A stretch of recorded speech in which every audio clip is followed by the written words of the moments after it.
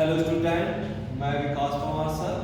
आज हम तुम्हें अनुवांशिकता में सबसे अधिक आने वाला क्वेश्चन है, जो एग्रीकल्चर में सबसे अधिक आता है कि हिस्टोन प्रोटीन क्या होता है।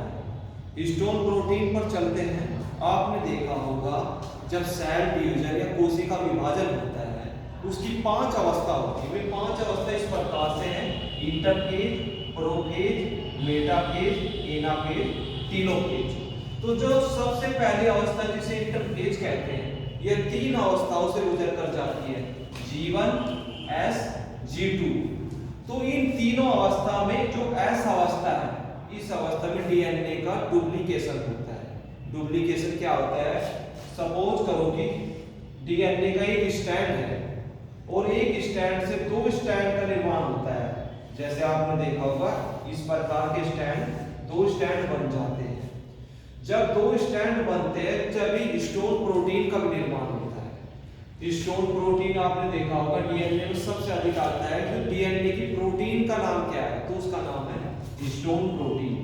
तो अब हिस्टोन प्रोटीन भी 5 प्रकार की होती है। Number 1 H1, H2A, H2B, H3 तथा H4। तो जो इसमें H1 है यह केवल एक अणु की बनी होती है। बाकी 4 histone protein H2A, H2B, H3 तथा H4 दो अणुओं की होती है। अर्थात इनका अगर अनुपात देखा जाए 1:2, 2:2, 2:2, 2:2। कहने का तात्पर्य क्या हुआ? H1 जो प्रोटीन है हिस्टोन, वह केवल एक अणु की बनी होती है। ये भी 2 अणु का बना होता है, ये भी 2 अणु का बनी होती है, ये भी 2 अणु की, ये बाकी के 2 अणु के। और फिर 2 अणु ऐसे लगे होते हैं।